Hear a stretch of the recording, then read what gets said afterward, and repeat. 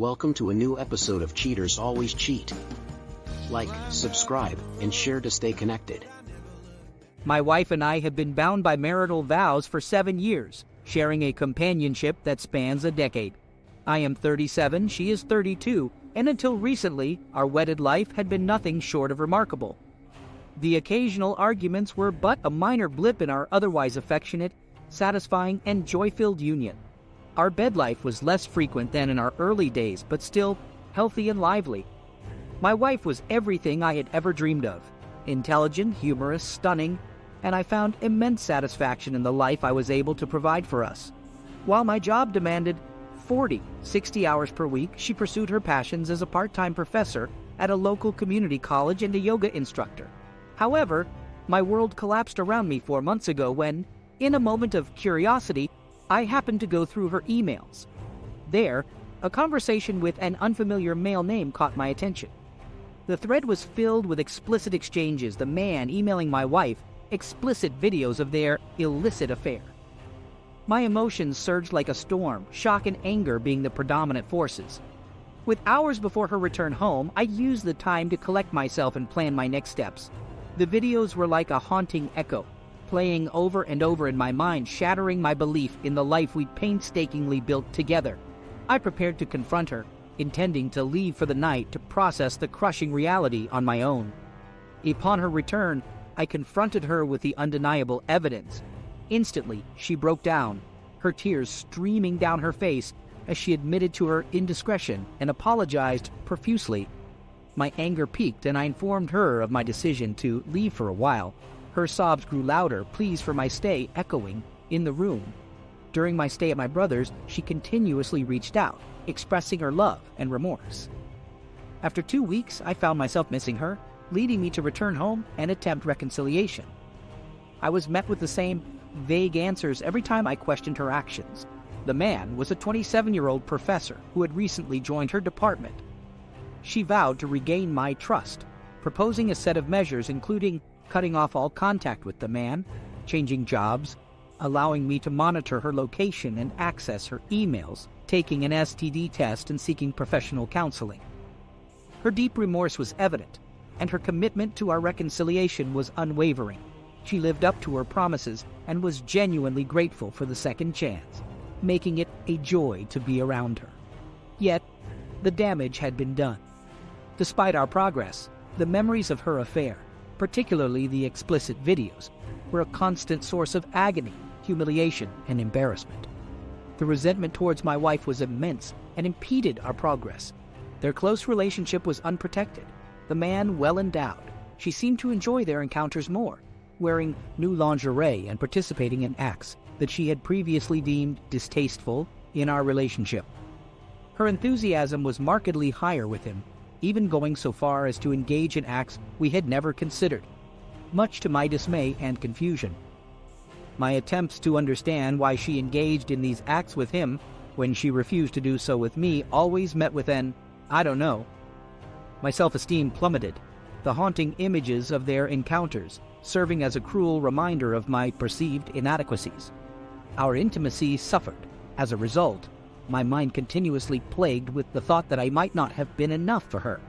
The fallout of my wife's infidelity was a wound that had festered. Our efforts towards reconciliation were merely an attempt to mend a fabric that had been torn beyond repair. The memories of the affair, the explicit videos, were deeply etched into my mind, each detail causing fresh agony. My resentment towards my wife grew, the trust I had placed in her having been irrevocably shattered. I was stuck in a vortex of humiliation and embarrassment. The moments she shared with the other man were too graphic and explicit, acts that she had never engaged in with me. It was a cruel reminder of my perceived inadequacies, and my self-esteem plummeted.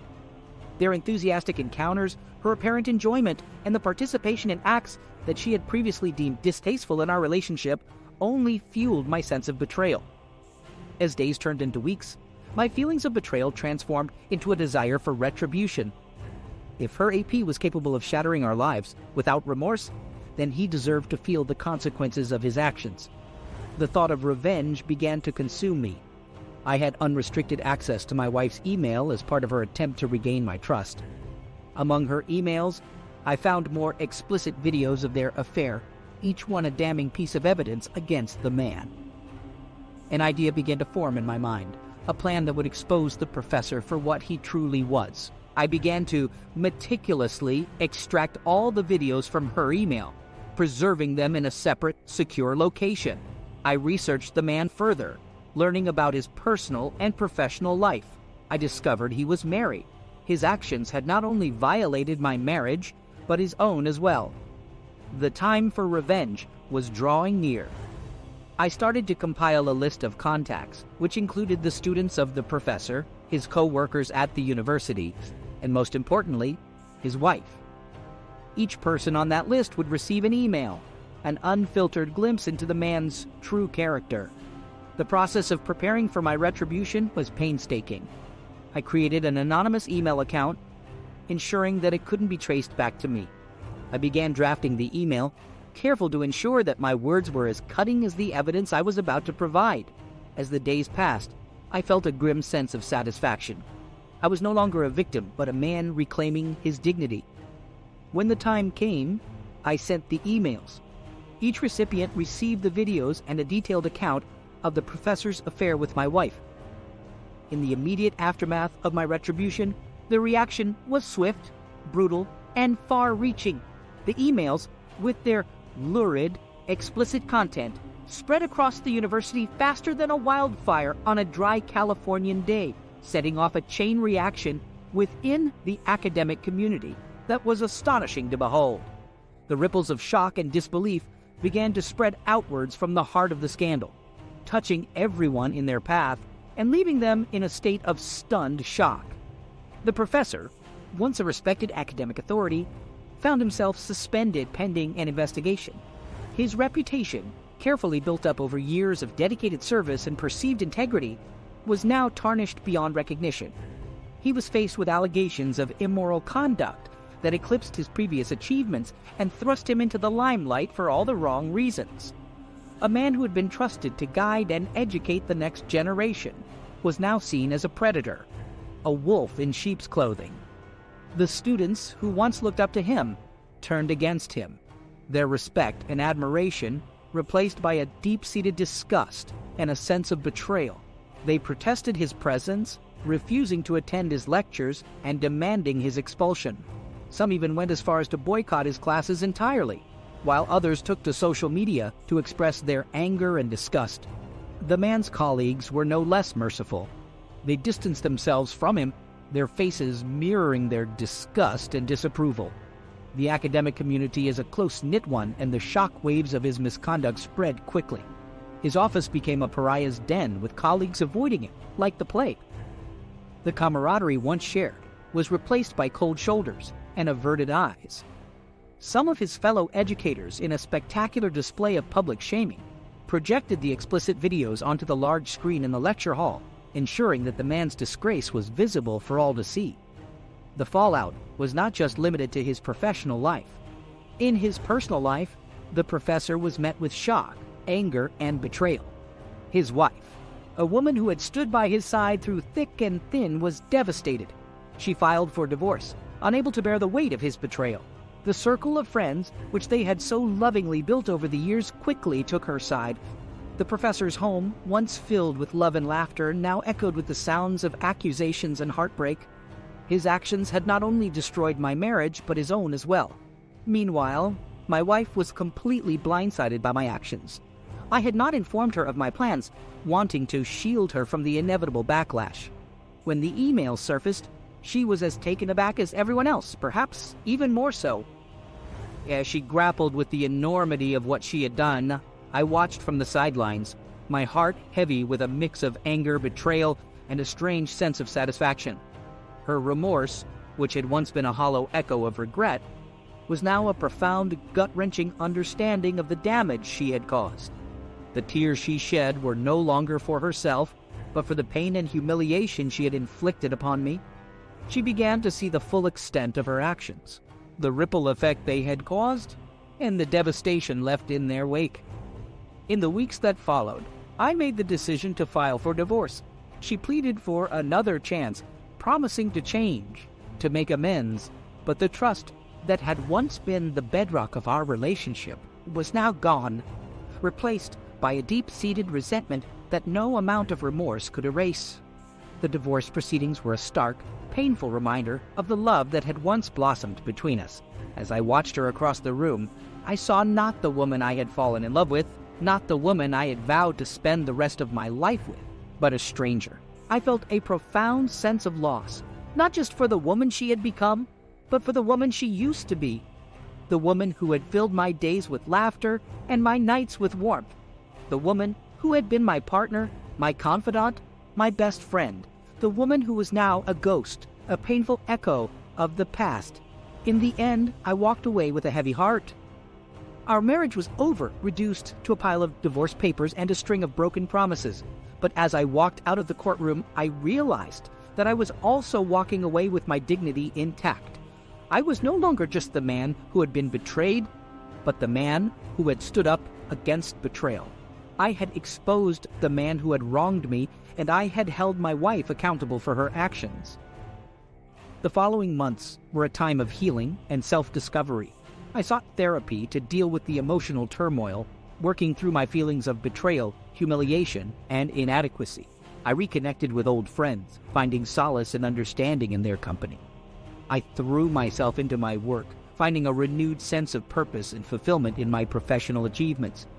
I began to rebuild my life brick by brick. Slowly but surely, I turned my focus inwards, embarking on a journey of self-discovery that was as enlightening as it was painful. I began to realize that my worth was not defined by my wife's actions, but by my own. I was not the man my wife's infidelity had made me believe I was. I was not inadequate. I was not insufficient. I was deserving of love, respect, and loyalty. The haunting images of the affair, which had once consumed my every waking moment, gradually lost their power over me. They were replaced by a newfound sense of self-worth, a sense of self-respect that was stronger than any blow my wife's betrayal could ever deliver. In the end, I emerged stronger, more resilient. I was a man who had faced the worst kind of betrayal and had come out on the other side, not unscathed but unbowed. I had reclaimed my dignity and my self-respect, proving to myself that I was enough.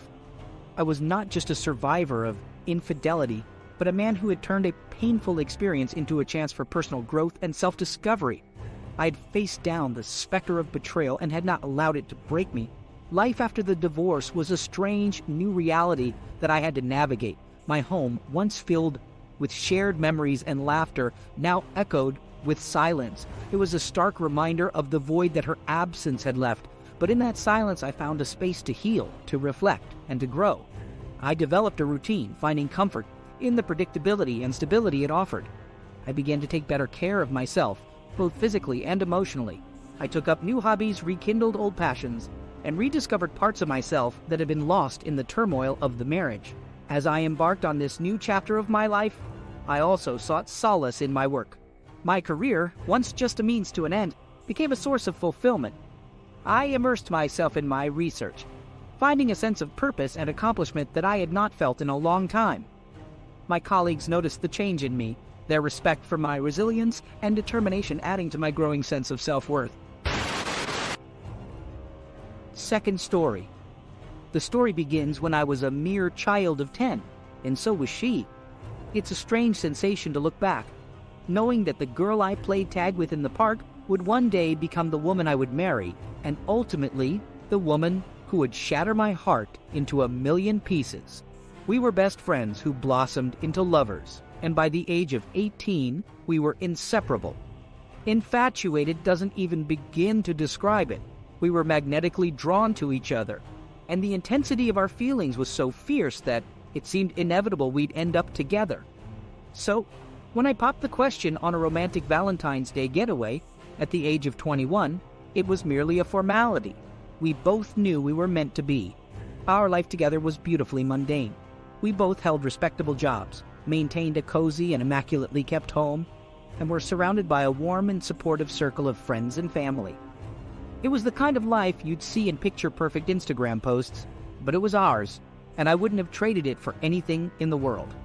But I would soon discover that perfect was merely an illusion. The first cracks in our seemingly flawless relationship appeared when I stumbled upon a string of texts on her phone from a colleague. There was no explicit flirting, but there was an undercurrent of something that gnawed at my gut. The messages were suggestive, bordering on inappropriate, and it set off alarm bells in my head. Fueled by a potent mix of fear and anger, I confronted her, demanding that she cut off all contact with him. She complied, blocking him right in front of me. I thought that was the end of it. I couldn't have been more wrong. Fast forward to one fateful Sunday night. I co-owned a thriving business with my cousin, a venture we had poured our blood, sweat, and tears into since we were 20. The workload was often intense, and on those nights, I'd opt to sleep at the office. That night was one of those nights, or at least it was supposed to be. I texted my wife around midday, letting her know that I'd be working late and not to wait up for me. She responded within minutes, expressing disappointment but understanding, and reassuring me of her love. Little did I know that her words would soon be rendered hollow. Later that evening, around 7 p.m., I decided to surprise her by coming home early. As I entered our home, a sense of foreboding washed over me as I heard hushed voices from upstairs. My heart pounded in my chest as I ascended the staircase, every step feeling heavier than the last. And then I saw them. My wife and the man from the text messages, their bodies entwined in a tableau of betrayal. Rage consumed me. I lunged at the man, my fists connecting with his face, before he even had a chance to utter an apology. I threw him out of our home, leaving him shoeless and defeated. My wife, on the other hand, was a sobbing mess, pleading for forgiveness and spouting excuses that fell on deaf ears. I didn't have the energy or the desire to listen. Instead, I told her to pack her bags and get out of my sight. In the aftermath of the confrontation, my phone was flooded with calls and messages from her friends and family, which I ignored. The only person I spoke to was her father, who was as livid as I was, and surprisingly sided with me. But despite the support, I felt a profound sense of loss. The woman I had loved for almost my entire life had thrown away everything we had built for a sleazy fling with a coworker. The realization was like a punch to the gut, and it left me reeling. With the reality of her infidelity, our shared dreams crumbled like a sandcastle at high tide. She had broken our sacred bond, and the love I had for her was now tainted with the bitter taste of betrayal. As I watched her pack her belongings, her sobs echoing off the walls of our once happy home, I felt a surge of resentment and hurt. I had loved her with all my heart, but now, all I felt was a hollow emptiness where that love used to be. With each item she placed in her suitcase, it felt like another piece of our shared past was being erased. The days that followed were a blur of legal meetings and paperwork. I had hired a divorce lawyer, a stern yet empathetic man who assured me he would handle everything. We discussed our shared assets, our financial commitments, and the possibility of alimony. Every conversation, every document signed, was a stark reminder of the impending finality of our relationship. It was a difficult time, but the thought of being legally free from her and the pain she had caused me propelled me forward. Weeks later, just as I was beginning to find some semblance of peace, she appeared at my doorstep, her face pale and eyes wide with fear. She was pregnant. The news hit me like a ton of bricks. The possibility that I could be the father of her child sent a jolt of panic through me. I demanded a DNA test, refusing to accept the child as mine until I had irrefutable proof. The process was more complicated than I had anticipated. The prenatal paternity test involved drawing blood from her and the fetus to compare the DNA. It was a wait of a few weeks that were filled with anxiety, resentment, and a strange sense of hope. But when the results came in, it was like a punch in the gut. The child was not mine. The truth of her pregnancy added another layer of complication to an already painful situation. The man she had had an affair with, the biological father of her child, was himself married, and his wife was expecting too. He had made it clear he had no intentions of leaving his wife for her. Watching her realize the magnitude of her mistakes was a sight that invoked a myriad of emotions within me. There was a part of me that felt satisfaction seeing her confront the consequences of her actions, but there was also a part that felt pity. She had made her choices, and now she was left alone, pregnant with a child conceived from an affair. as she walked away from my home for what I hoped would be the last time. I felt a strange sense of relief wash over me. The woman I had loved and lost was now just a painful chapter in my life, a chapter that had ended, leaving me with the freedom to start anew. The road ahead was uncertain, but I knew I had to move forward, leaving the past and its painful memories behind. The future held possibilities, and despite the pain, I was ready to explore them, to rebuild my life from the ruins of a love that had once meant everything to me